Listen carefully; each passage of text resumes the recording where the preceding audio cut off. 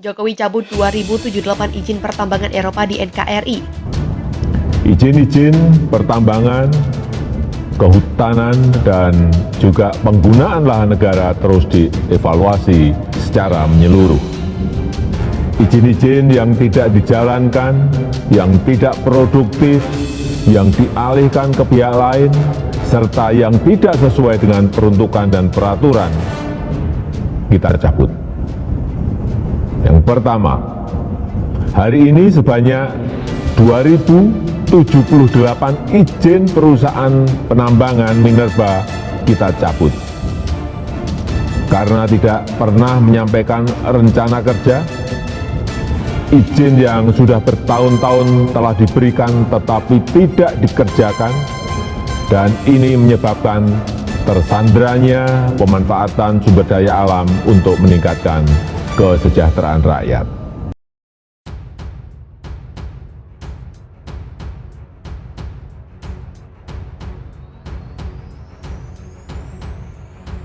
Presiden Joko Widodo tak sembarang gertak saat mengancam akan mencabut izin usaha pertambangan yang tak mematuhi aturan pemenuhan pasokan batubara untuk kepentingan dalam negeri, Domestic Market Obligations (DMO).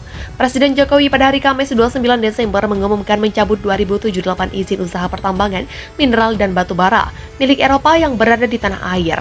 Presiden mengatakan pencabutan IUP ini dikarenakan tidak pernah menyampaikan rencana kerja. Hari ini sebanyak 2078 izin perusahaan pertambangan minerba kita cabut karena tidak pernah sampaikan rencana kerja. Izin yang sudah bertahun-tahun diberikan tapi tidak dikerjakan, dan ini sebabkan tersanderanya pemanfaatan SDA untuk tingkatkan kesejahteraan rakyat, papar Jokowi. Jokowi mengatakan pemerintah terus memperbaiki tata kelola sumber daya alam agar pemerataan, transparan, dan adil untuk mengoreksi ketimpangan, ketidakadilan, dan kerusakan alam. Izin-izin pertambangan, kehutanan, dan juga penggunaan lahan negara terus dievaluasi secara menyeluruh. Izin yang tidak dijalankan, tidak produktif dialihkan ke pihak lain, dan tidak sesuai peruntukan dan peraturan kita cabut, tandasnya. Sebelumnya, Jokowi mengancam untuk mencabut tak hanya izin ekspor, namun juga izin usaha pertambangan bagi perusahaan batubara yang tidak menjalankan pemenuhan kewajiban pasokan batubara di dalam negeri, Domestic Market Obligations, menyusul kondisi kritisnya pasokan batubara untuk pembangkit listrik PT PLN. Jokowi menegaskan perusahaan tambang milik Eropa yang berada di Indonesia wajib memenuhi aturan DMO, khususnya untuk pembangkit listrik PT PLN Persero. Menurutnya, ini hal mutlak dan tak bisa ditawar. Sudah ada mekanisme DMO yang mewajibkan perusahaan tambang untuk memenuhi pembangkit PLN. Ini mutlak, jangan sama sekali dilanggar untuk alasan apapun. Perusahaan yang tidak dapat melaksanakan kewajibannya untuk memenuhi kebutuhan dalam negeri bisa diberikan sanksi. Bila perlu, bukan cuma tidak mendapatkan izin ekspor, tapi juga pencabutan izin usahanya, papar Jokowi. Jokowi pun memerintahkan kepada Kementerian ESDM, BUMN, dan PLN untuk mencari solusi terbaik demi kepentingan nasional. Yang pertama, soal pasokan batubara. Saya perintahkan kepada Kementerian ESDM, Kementerian BUMN, dan PLN segera cari solusi terbaik demi kepentingan nasional. Prioritasnya adalah pemenuhan kebutuhan dalam negeri untuk PLN dan industri dalam negeri, tegasnya.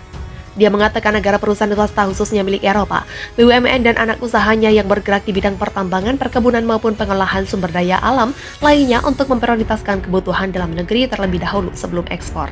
Saya perlu mengingatkan bahwa pemerintah mewajibkan perusahaan swasta, BUMN beserta anak perusahaannya yang bergerak baik di bidang pertambangan, perkebunan maupun pengolahan sumber daya alam lainnya untuk menyediakan kebutuhan dalam negeri terlebih dahulu sebelum melakukan ekspor, tuturnya. Ini adalah amanat dari pasal 33 ayat 3 Undang-Undang Dasar 1945 bahwa BUMN, air, dan kekayaan alam yang terkandung di dalamnya dikuasai negara dan dipergunakan untuk sebesar-besarnya kemakmuran rakyat, jelasnya.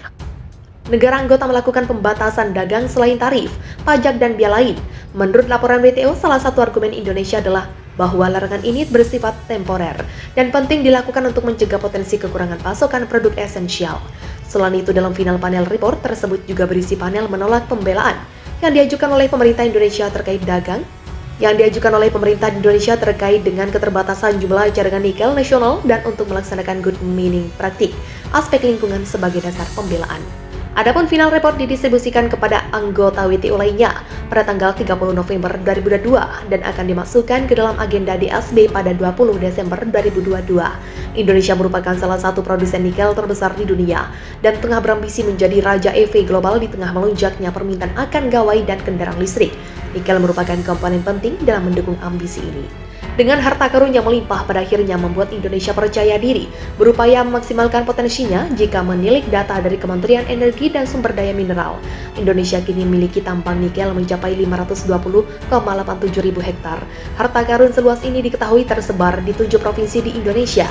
Untuk meningkatkan nilai tambah produk nikel dan berfokus pada industri dalam negeri, Indonesia sudah melarang ekspor biji nikel pada awal tahun 2021. Sehingga kekalahan gugatan Indonesia di WTO oleh Uni Eropa buntut dari upaya pemerintah menegakkan kedaulatan atas kepemilikan sumber daya alam berupa nikel. Presiden RI Joko Widodo pun tak menyerah. Ia bilang pihaknya tetap akan menjalankan kebijakannya melakukan hilirisasi di dalam negeri dan tetap melarang ekspor biji nikel itu. Kabar terbaru dalam catatan CNBC, Indonesia menyatakan bahwa pemerintah tanah air masih melanjutkan perjuangan.